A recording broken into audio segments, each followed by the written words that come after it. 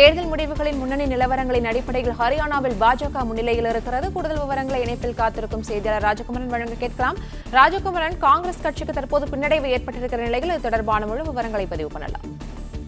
காங்கிரஸ் கட்சியை பொறுத்தவரை இன்று காலை வாக்கு எண்ணிக்கை தொடங்கியவுடனே தேசிய அளவில் காங்கிரஸ் கட்சியினருக்கு ஒரு உற்சாகம் கிடைத்தது. ஏற்கனவே 3 மாநிலங்களில் ஆட்சியில் இருக்கக்கூடிய தங்களுடைய கட்சி 5 மாநிலங்களில் ஆட்சி அமைத்துவிடும் என்கின்ற நம்பிக்கையோடு அவர்கள் இந்த வாக்கு எண்ணிக்கையை பார்க்க தொடங்கி இருந்தார்கள்.